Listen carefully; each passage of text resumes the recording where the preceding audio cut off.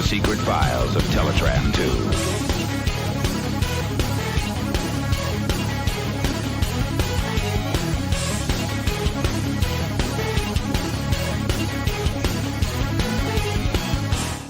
Hello guys, it is time for Teletraan 2 Comic Talk.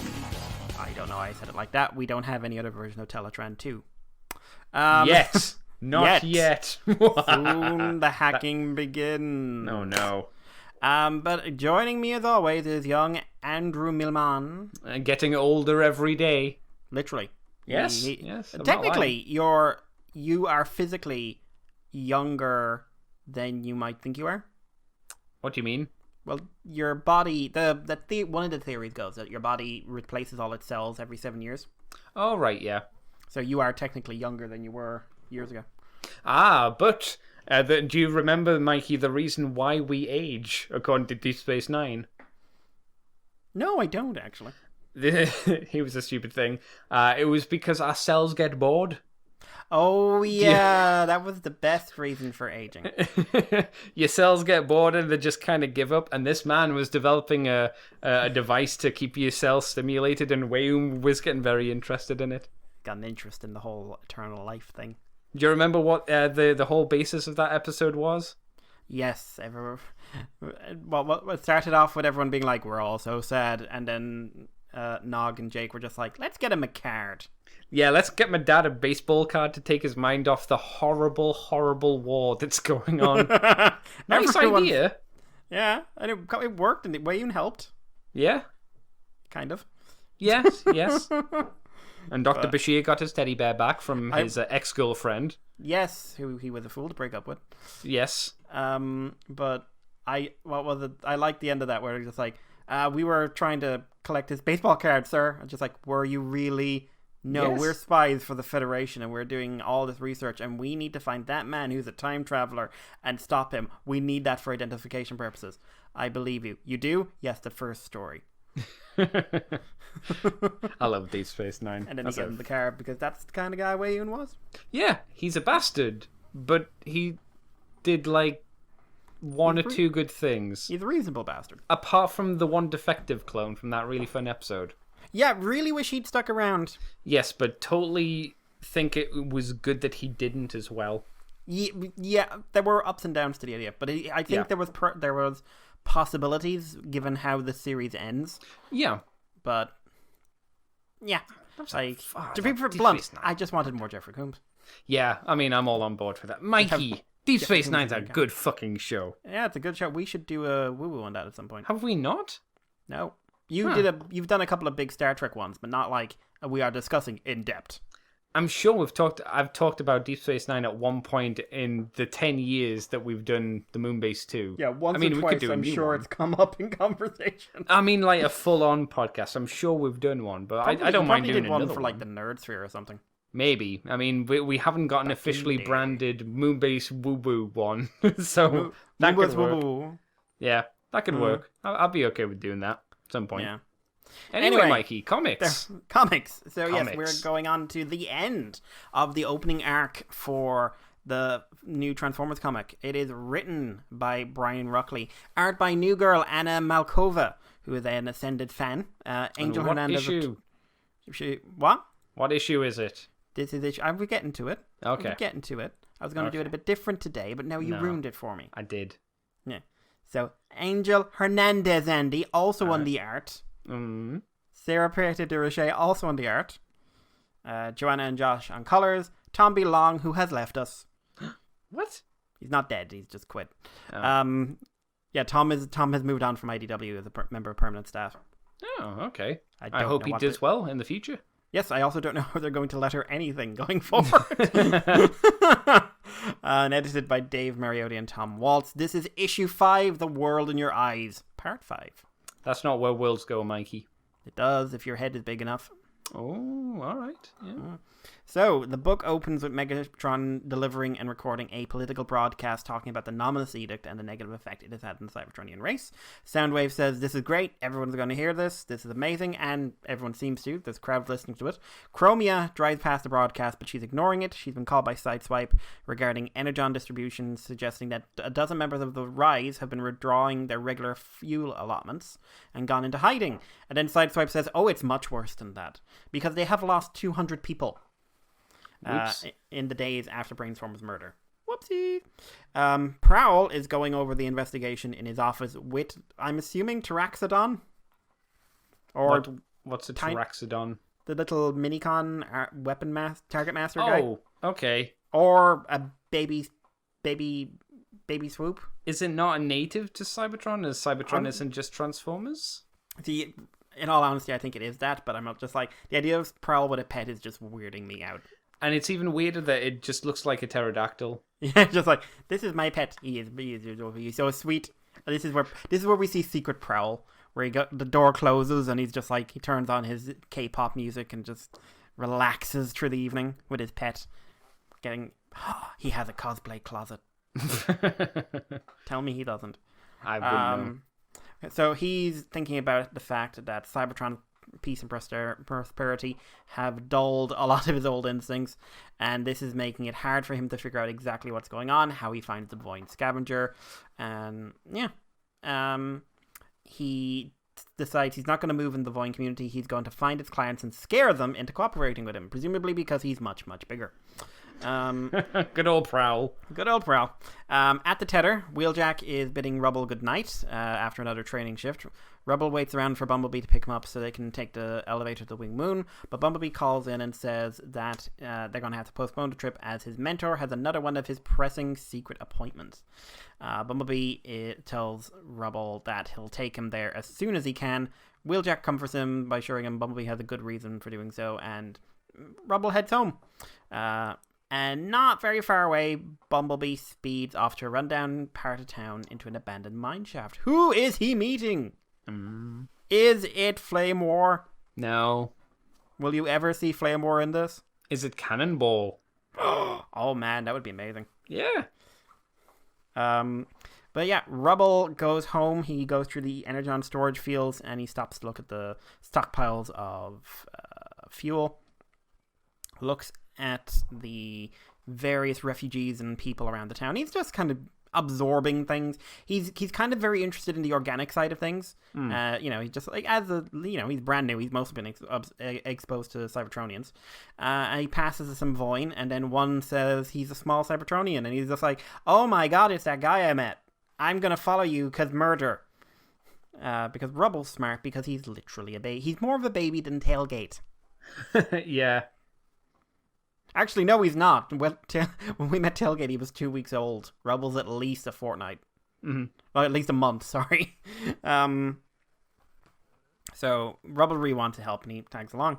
In the mine, Bumblebee is meeting up with his contact, who turns out to be Senator Soundwave. I knew I said Shockwave there. Bumblebee's a little surprised. He was expecting Alita. And he's basically saying, like, we are having this conversation is going to be vetted by me, and then we'll see where this goes. Rubble is chasing the Void, but he suddenly tries contacting Bumblebee, can't get through, and then some weird noise reveals that one of the Void's organic pet slave things is running in fear. Ooh, bad things are happening. I'm sure this will end in a happy and positive way. Bumblebee is having a bit of a rough meeting with Soundwave, not going very well. Alita basically is in charge of the new Ascenticon Guard. Bumblebee, it seems, wants to join them. But Soundwave is the one doing the recruiting, and no one really trusts Bumblebee. And he's like, he was only a member of the security operations for a short time. He got expelled. Soundwave says you're like a known associate of an Autobot. Bumblebee's he's saying like he's meeting up with Soundwave because recent events have caused him to say that their peaceful life is breaking down and they need to move forward, and the Autobots aren't helping. And Bumblebee feels very responsible as a mentor, and he wants to make sure Rubble has a future to work towards.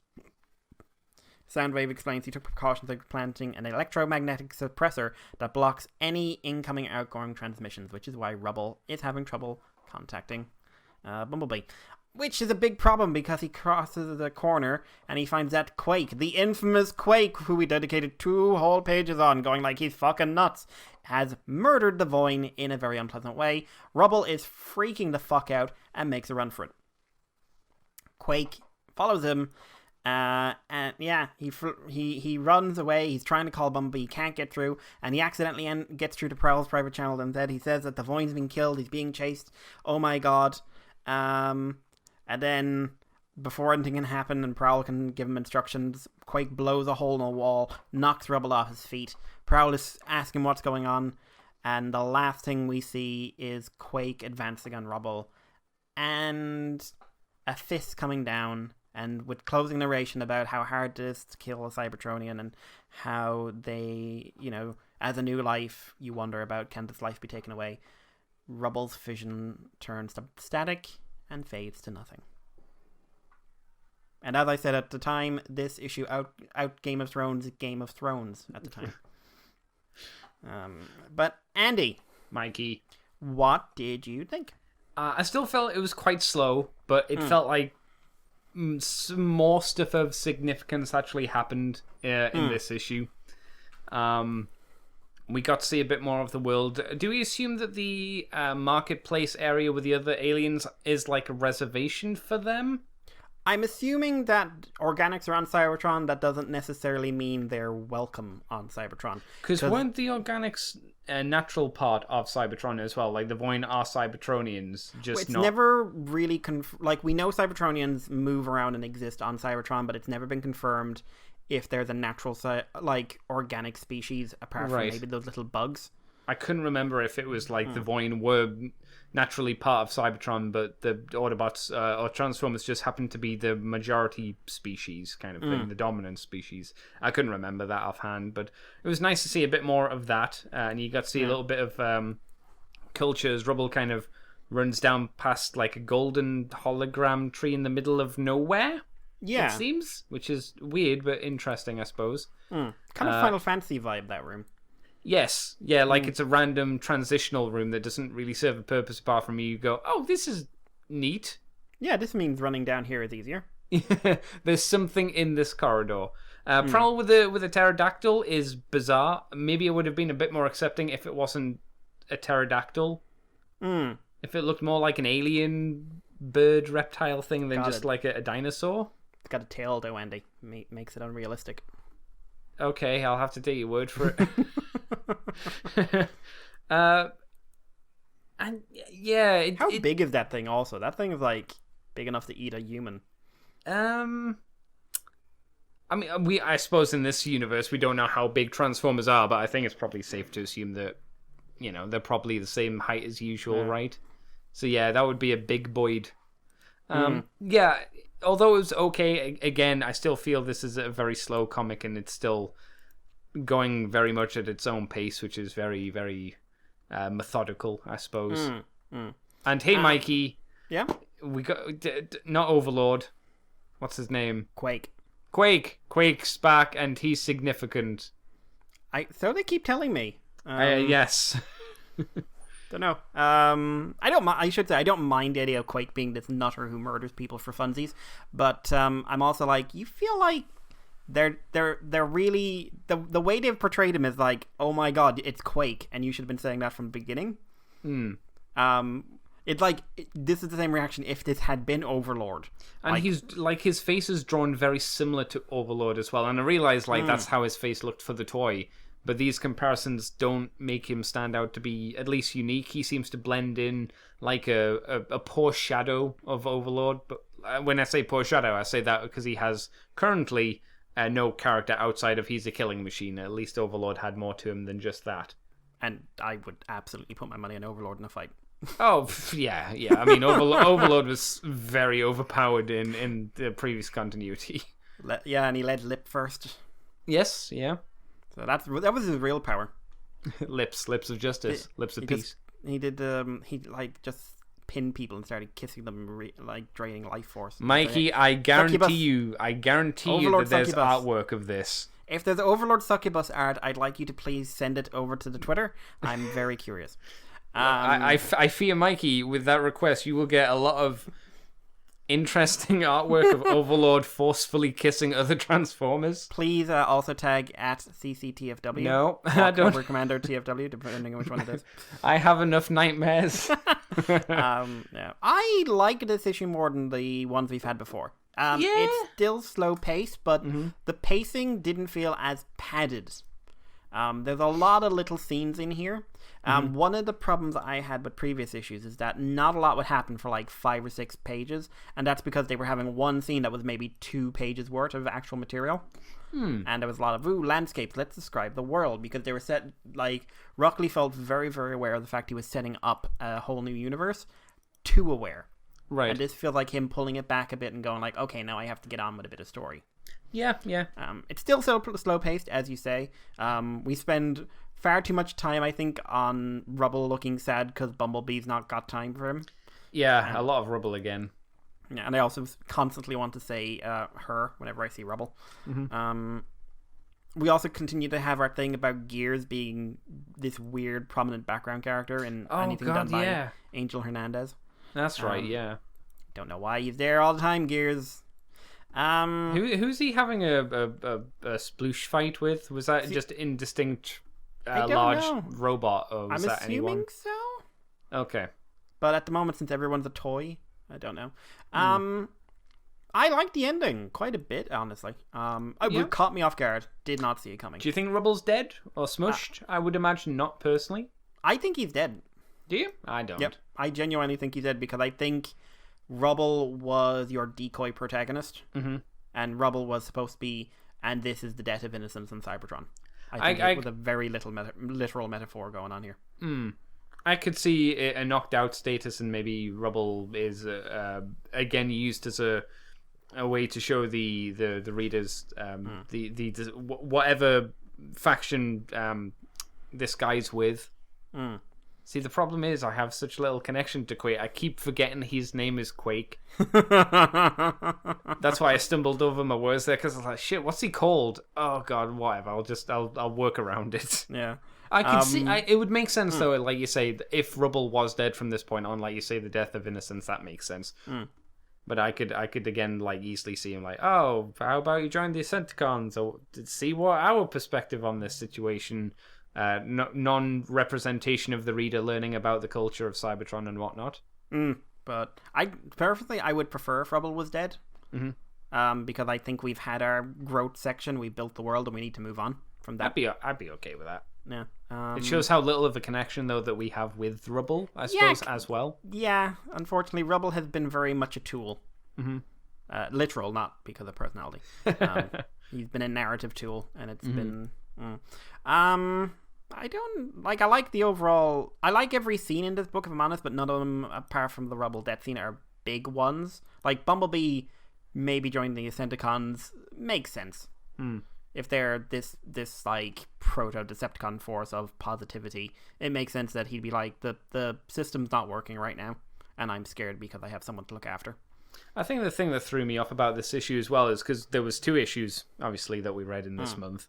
That the next issue has nothing to do with any of this. Yes, the next issue is a flashback. Yeah, so we get like finally some progression, or it feels like more significant progression with the story, even though it's still slow, with more like oomph towards it. And then stop. Yeah, We're going to do a flashback now. It's like, okay, but we were just getting stuff started with plot and whatnot. I wonder if those issues were moved around a bit, to be completely honest. You think so? Where do you think the I feel like may have gone? I think it was either issue 2 or 3, which had a perfect setup to move into issue 6. And either they decided they wanted to keep on going with one story and didn't want to break it up, or someone moved it to try and give that effect. And I think the story would have... I'm not going to judge issue 6 based on it, but I think it really stands out. Right. As it could a be bit right. out of place. Yeah.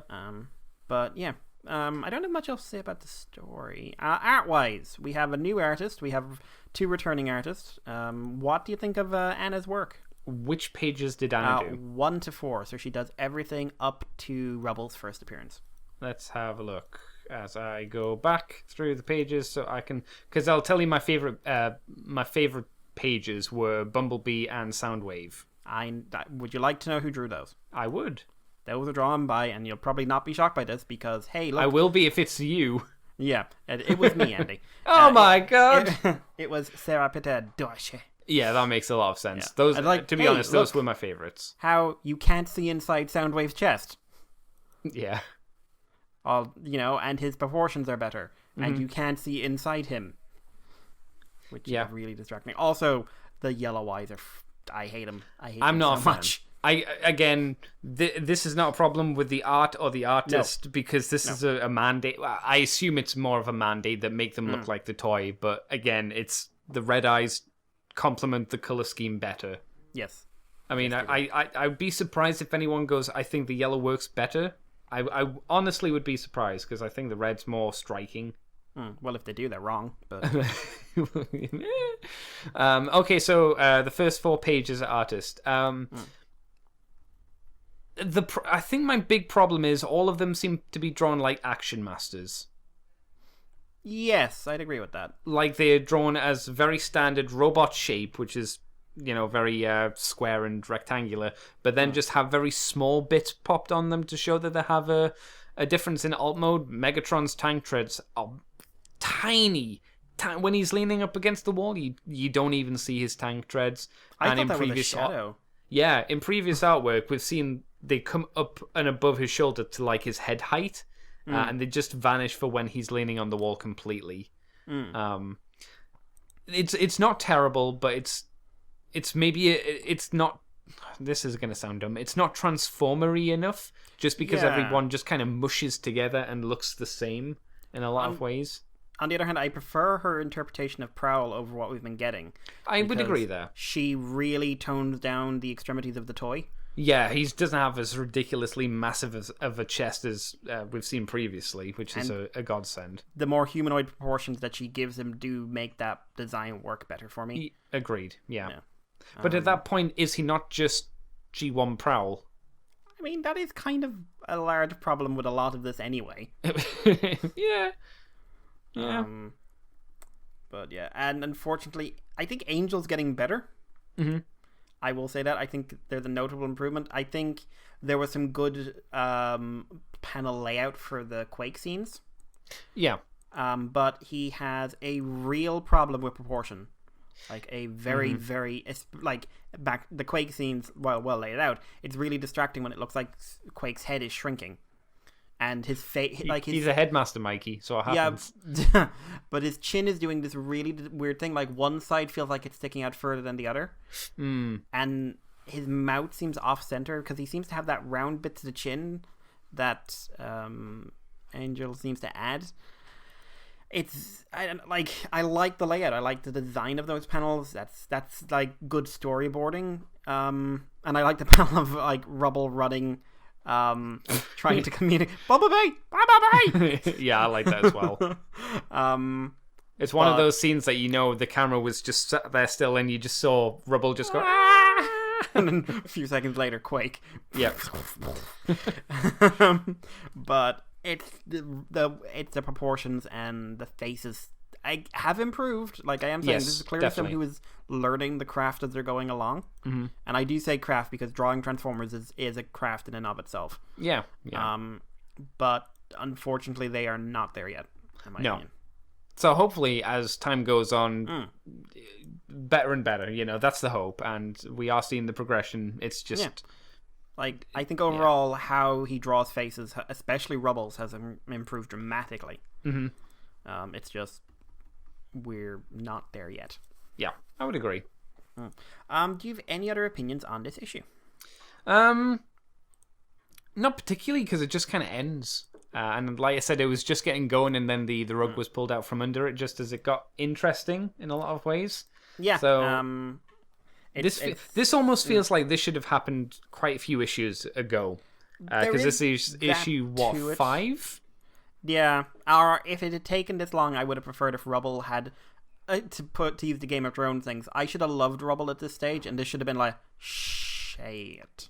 Yeah, and it's just kind of I mean, to compare it to something, even though it was, a fake out, because God love him, they were always fake outs. James's issue 6 where Ron gets his head blown off. Oh yes. Like, compared to, because essentially they're ending on the same concept. Here is a character you've just met, and the writer is counting on you having some empathy with this character, because what's about to happen to them is not pleasant. Mm-hmm.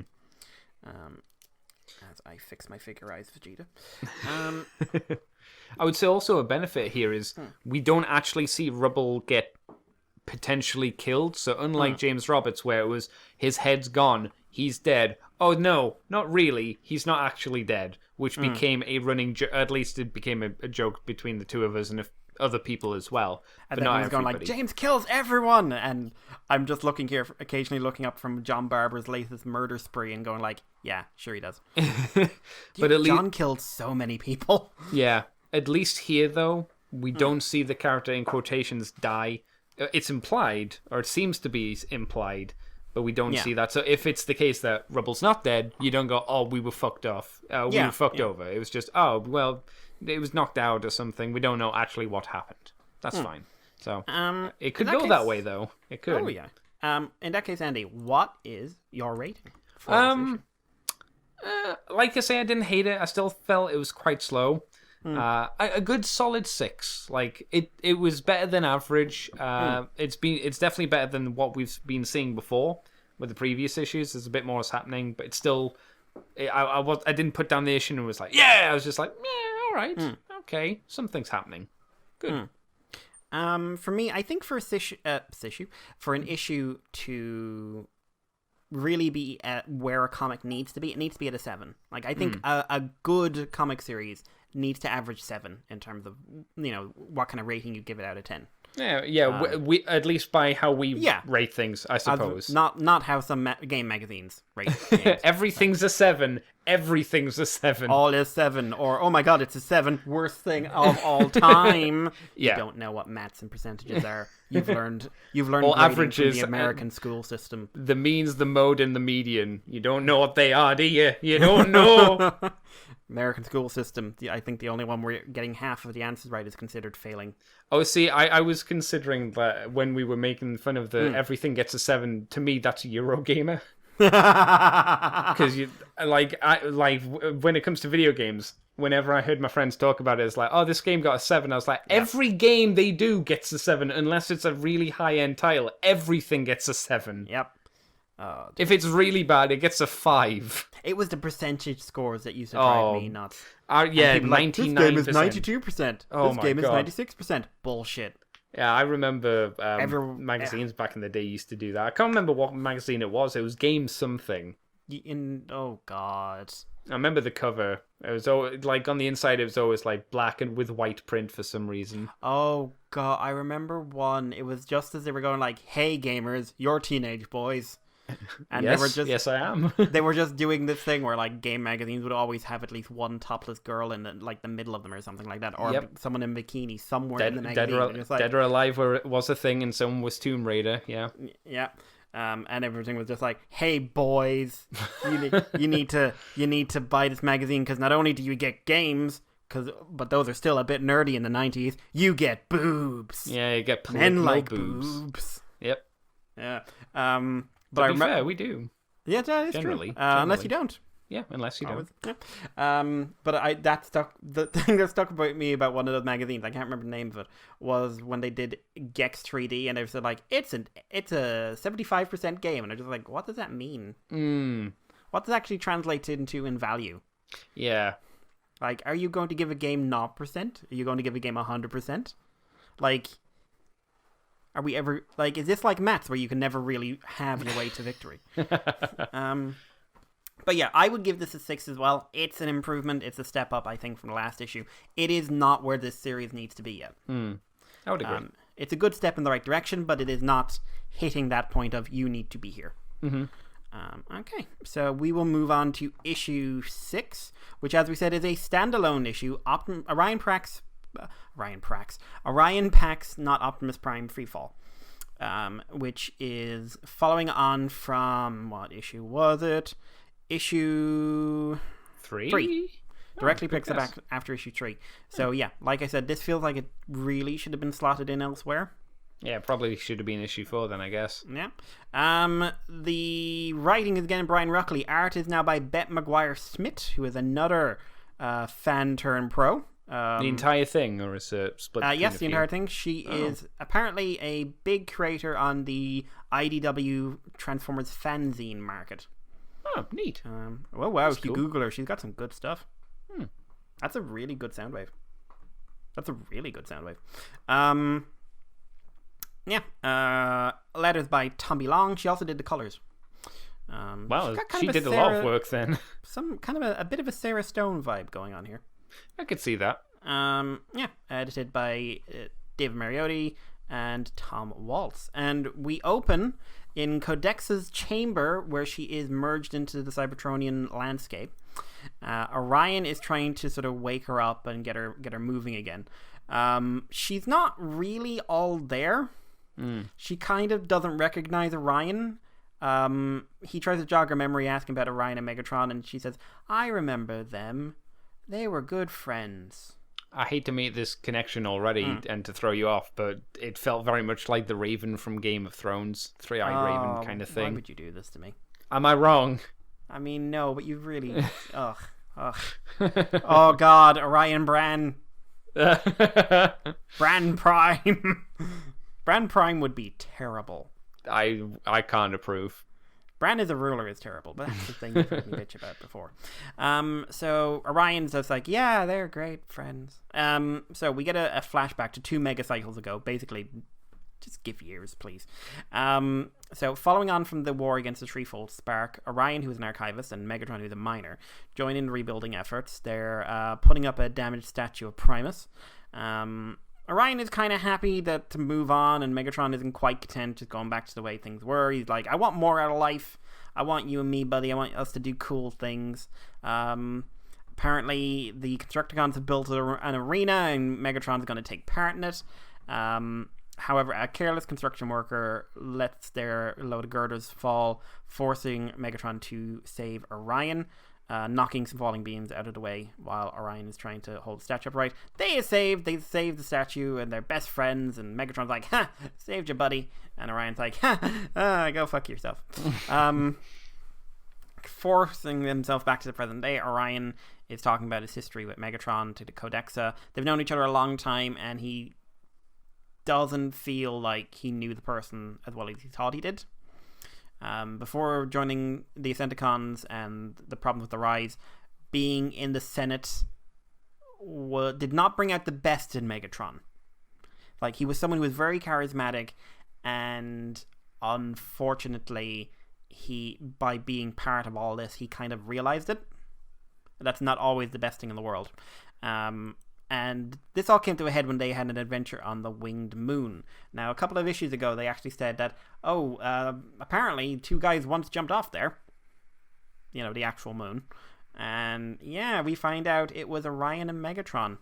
And Orion tells us what it was like up there 300 kilocycles ago. What's a kilocycle? That is 1,000 cycles? So it's less than a megacycle. Yeah. Yes. Maybe just put down time. Maybe just like 2 weeks later. Yeah. So Orion visited her before the unveiling of the recently completed moon, and it's going to go around, and everyone is very excited, and he sees that Megatron has decided to pay the structured visit. Megatron's kind of bristly, as Orion sort of wonders, like, "Hey, why are you here, buddy?" And then he thinks like, you're picking on miners now, huh? We made this moon. We're great, and you suck. And Orion's like, I just said hi. It's consistent because he did this in like issue 1 or 2, didn't he? Yeah, Megatron's skin is thin in this universe. Yeah, he's that guy on the internet who you say something to and they take it completely the wrong way in a second, and you're like, no, come on. Oh, dude, come on. We know each other in real life. Like, oh, God. Mm-hmm. So, yeah, Orion basically says he's here because the head archivist Codexa has ordered him there, and he just wants to see the moon and everything else. And Orion asks if Megatron if what he heard from Codexa is true. Had Megatron run for election? Megatron say, yep, we're running for election. He's confident he can stand behind Termigax, who created the Winged Moon and is also the Acenticon creator. They're going to be in the Acenticon faction, and Ryan's like, she seems a bit, and Megatron's like, nope, Namasedic doesn't let us grow. Everyone's peace and stability, and we're stagnating, and nothing's good. We're living in fear of the past. We need to move on. I feel like I'm predicting this moving on in this case will be kind of like, and in doing so, murder everyone who doesn't look like us. I think it'll develop into that, yeah. So the two of them hop on the elevator so they can go up to the moon. Orion drops his own bombshell and says he's leaving Cybertron to tour the colonies, which is not the first we're hearing of the colonies, but they're sort of our first hint they're still out there.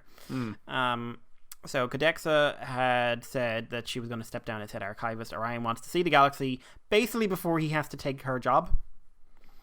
And he wants to say, when I am going to have this job, and it's one I know I am, and I want to say that I've seen a bit of the universe before then. I've got something to work with in my head, not just something from a book. So as they get closer to the moon, the elevator announces they'll be changing gravitational orientation.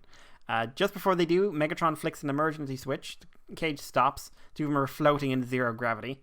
Orion's confused, and Megatron says the real reason he came to the Winged Moon was because Thermigax gave him a mission to better understand Cybertron and its nature, so float outside and look down on the planet. And he explains his realization that as he produces a pair of levitators and hands one to Orion. True balance is an illusion, just as Cybertron spins in its orbit.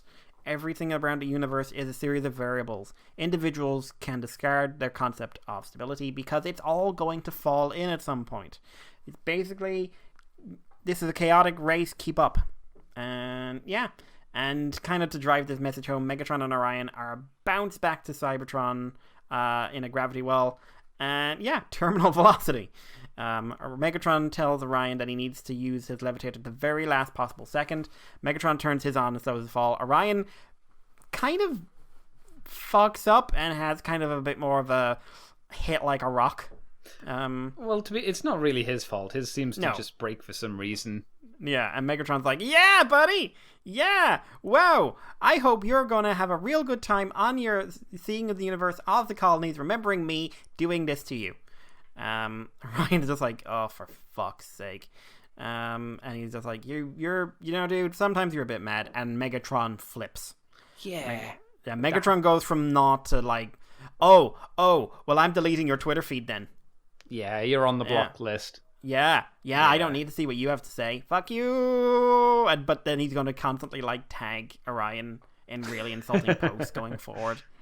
It's like, well, I'm sure glad that Optimus Prime guy isn't here now because I tell him to go fuck himself. Yeah. Hashtag dickhead. Ooh. Hashtag monkey not truck. But Megatron storms off, says, do what you like out in space. Like, this feels like a bad breakup, to be completely honest. It does, but for no reason. Like, Prime said, you're a bit mad. There has to be, like, something to Megatron being called mad, right? There has to be some deeper meaning to it. Cutting it slightly ahead to the thing, I think we need something that says this is Megatron's perspective of himself in the world. Yeah, we have to, because there's so many times where I'm like, I may as well break from what I'm going to say later, but there's like character jumps in Megatron which I don't understand. Like, him and Orion seem to be like quite friendly, like maybe not best friends kind of friends, but just like, oh yeah, we're all right. What happened to Megatron to make him this irritable?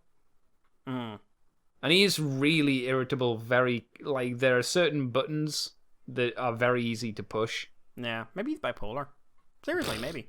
Like, maybe. I mean, we've got a not, like, what is it? A non-neuro standard robot already. Why not have one with a bipolar condition? I think that just for a story beat wise, they'd probably have a reason behind it more so than anything else. But anyway, Codexa says she remembers the two of them having huge potential, and Orion is like, there's murder, there's a Sundicons, there's a Rise. I just don't know if I can ever trust him. And Codexa is thinking about X-Archon, the leader of the Threefold Spark, which we are still kind of in the dark about. And Orion says, listen, Megatron's not... No, I mean, he's not him. He's not him. He's himself. Codexa asks him why he's there, and he says he's looking for validation. He's going to make some drastic decisions, and he wants someone to sort of give him permission to make these drastic choices. And Codexa, who's still not really there, says she remembers Orion Pax, who hid a lot under forced formality and was very afraid to just be himself. And when Orion asks about Megatron, Codexa says that Cybertron is composed of millions of individual sparks. All of them make up a tapestry. All of them are bound together. A single song. And Orion realizes what he needs to do and agrees. And the issue ends. Then he paints himself purple and decides to conquer the planet. Yeah! Be yourself, Prime. Or he puts on a very tight schoolgirl clothing, some orange glasses, and starts making monsters. Oh, right. I was thinking to myself, what are you referencing? Then I was like, oh, yeah, Gridman. Okay, I'm on board. Just like it turns out, he was a Kane the whole time. Like that would be very meta. Just like you zoom out to the woman waking up in the real world, and then suddenly like Optimus Prime jumps out of bed. What a dream! Megatron, I had this really weird dream. You had massive thighs. Thighs for days. But yeah, what did you think? This felt like it was missing a lot of stuff, as I mentioned before. So it felt like an incomplete story. It didn't feel like I knew their relationship any better than I did. I just know now, I should say, that they got on well at one point, which you kind of figured, and now they don't for some reason that we not really sure about. He joined the Senate and got pissy, and for some reason, and that was it. They would never be able to make up again because I guess they didn't talk to each other. I don't know. I didn't feel great about the issue. What about you, Mikey? I think in a way it has kind of the opposite problem of some of the rest of the series, in that it feels like it doesn't spend enough time on some things. Yeah. It's weird. It's a bit of a weird one. I like the concepts, but because Megatron's ideals and the Ascenticon cause is at this point so poorly defined, having it 6 issues in makes it odd and kind of difficult to really grasp the intent of all this, because really he's just kind of repeating stuff we saw him say in issues 4, 5, and 6. Yeah. So which is again say that it's too early for the flashback. Yeah. Well, what it says to me is that this issue really would have worked better after 3. This should have been issue 4, and then like the 4, 5, and 6 should have been winding down the main arc. This should have been an interlude issue. Okay, so you change around where this was, but you'd also alter obviously the parts where he's repeating himself or they're repeating himself. Like, okay, but I think having this set the character up would then that give would have you been better. 3 more issues where this is what the character is about, and we can move on. Yeah. Like, I want to know why he's this easy to snap. I mean, I think the intent is to show like, okay, Megatron has a head and his shoulders, but this is not necessarily the war-torn, broken-down gladiator type who saw utter broken cruelty in the world around him and decided that the only way to fight it was to be worse. Yeah. Which, that is the core of the IDW Megatron or the Prime Megatron or something like that, Yeah. This is someone who's a bit different. He was in a world where it feels like the story is leading. He's in a world where there are constraints on his personal freedom that he says he's the capitalist, and I feel like Anonymous Prime Edict is like anti-climate change legislation almost. It's like, okay, we need to do this, guys, and he's just like, yeah, but I want to have a nice Ferrari. That's the kind of thing I have here. It's just, he's not a very well-defined character, and for someone who's been in 6 issues, Orion does very little character-wise in this issue as well. Now he's a bit better set up already. Yeah. But we don't see anything necessarily new to him. We just see something new, and this is how he knew Megatron. But I like the whole idea, like people have not been singing to the same tune and we need to do something about that. What do you think of the art? This is our first encounter with this artist. It's nice. I like it for the most part. I think there are some points, some proportions that need to be tightened up a bit. But in general, I think it's very strong. I think some pages look a lot better than others. Like when they're on the moon and stuff, that looks really good, and the lighting's really amazing there. Yeah. But the 2 megacycles ago, few pages, I don't think are nearly as good as the rest of the comic. And I think again, it's they get a bit fluid with how the body proportions go. I also don't like the action scene there. I don't think that's blocked very well. No, I would agree with that, because there's a scene where Prime's holding Megatron's gone to defend Prime from the falling stuff, and the next panel is Prime grabbing onto a pipe from somewhere that was, I guess, falling at some point. Yeah, and he's the way it's framed, he's grabbed it with both hands that's in front of him, and then we cut to the next panel and he's holding it behind him. Yeah, and now that, I can that see pole how isn't telegraphed where it is meant to be either in the previous frame. Like, it's not coming down in between them. Like, you can see how that panel works, how each one translates into the other one. Yes. The way it's framed, it feels like that pipe was in front of him. Yeah. It's almost like there are a few panels missing from the page, which should have been added to make the action flow a bit better. I agree. I can't remember. I'm quickly flicking through to the diving to... No, the diving to the planet was fine. That worked for action. I think that's very good use of anime speed lines. Yeah. I was just trying to see if the action there was a bit ropey as well, but they managed to get that one fine, and it worked without any issues there at all. So yeah, it was just earlier on. So I'm more than happy to see more of this artwork in the future. I have a horrible feeling it'll be one of those things where this is the past artwork, and we'll only get it for the past. Would you agree with that, Mikey, since this was all pretty much in the past? I don't know, because she does do like the whole issue. Yeah. So who knows? I would be disappointed if this was the Livio effect, where Livio was relegated to do a very specific type of comic, which was always again in the past. Yeah, and that didn't always work to his strengths either. No, certainly not. But I like the art in this quite a bit. It's kind, like I said, it's got kind of a Sarah Stone vibe. It's very expressive, very expressive. Like, to be blunt, how I expect Transformers art to be in terms of expressivity these days. Because I have... Yes, actually, we have had the Alex Milnes and the Sarah Pierre Durochers and the Sarah Stones and the Andrew Griffiths and everyone who goes out there and just like, let's make this thing with no face emote. Yes. Like Optimus, very good use of the eyes.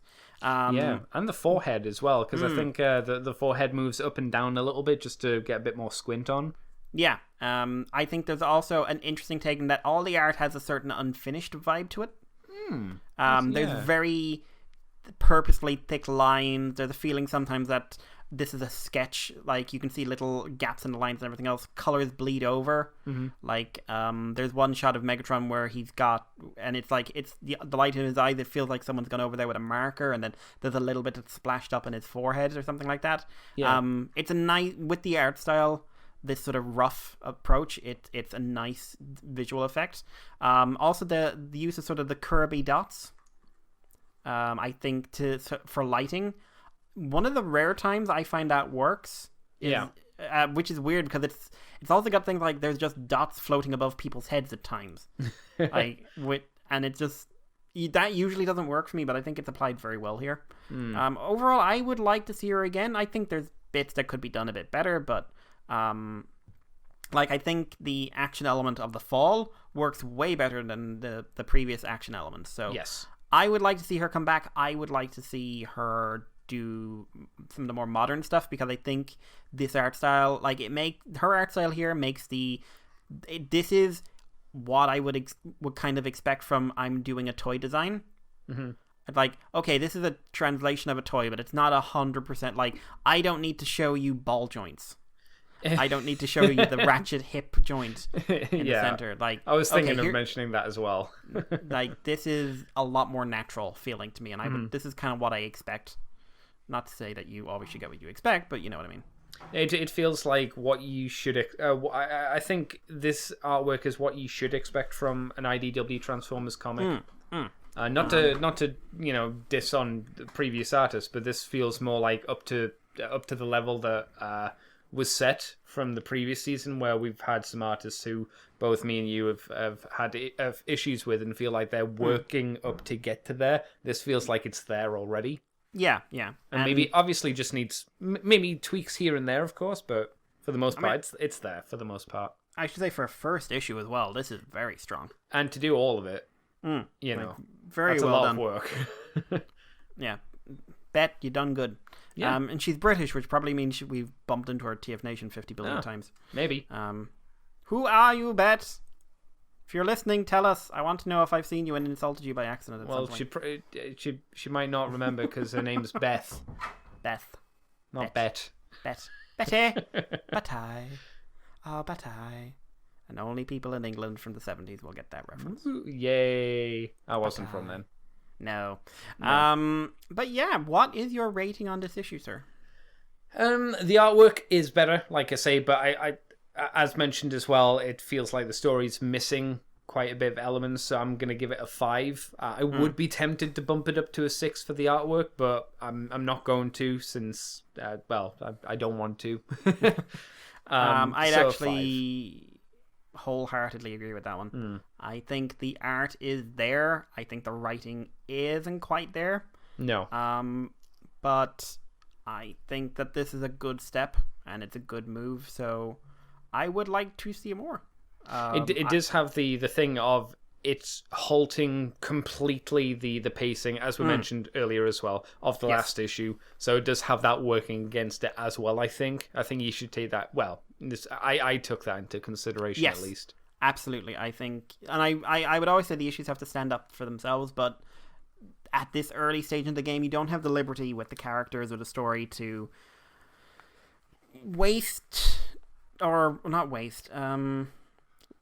mess with your layout too much. Imagine Thanos does the click, and then you have an issue talking about the Wasp's backstory. Yeah. And it's like, okay. Yeah, okay, cool. Especially if before the click there felt like there was a lot of setting up of the nature of the stones. Yes. Granted, it's not nearly that extreme. It is merely a very extreme example, but it still feels the same to me. Similar. But yeah, overall, good, solid.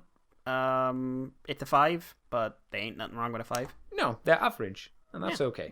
We do not feel this is an exceptional issue, but we think it's a long way from bad. I would agree. So we will wrap it up there. Guys, if you'd like to leave us any feedback on this show, you can do it over on the Moonbase 2 Twitter, on our Facebook. You can also send us an email at themoonbase2@gmail.com. If you would like, you can sign up to Patreon, where you will get this show and the extended version, which is a non-Transformers comic discussion. This time it's going to be Fear Agent Volume 4. We're only 2 away from the end of this one, guys. Yeah, pretty much. Yeah, which is so weird. But, yeah, so $2 a month. You'll also get extended. You'll get some interviews and things a week early. You'll get Moonbase Woo Woo, which is of course our exclusive show where we talk about other non-Transformers nonsense. Yeah, I think there's plenty there for the money. I would agree. Yeah. So Andy, yes. Show yourself a little bit. You can find me on Twitter, CCTFW, on YouTube as Cobra Commander TFW. You can find this on the Moonbase 2 forums, on Twitter, iTunes, Facebook, Libsyn, on YouTube as Moonbase 2 Transformers Podcast, as well as the things Mikey mentioned about Patreon. Yay. So, guys, if you're not sticking around, it's been lovely having you. Come back again when we talk about the follow-up to Is Rubble on a Lab Table, and there's a lot of drama around it, but he's totally fine. Or is he super dead?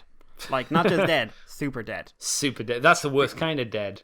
Because remember, they have a new baby as well that RC's minding. They don't need him anymore. Oh, technically, yeah, that's true. Yeah. Rubble, you're not so special now, are you? But yeah. And if you're on Patreon, stick around because we are going to talk Fear Agents. So take care, guys. You are now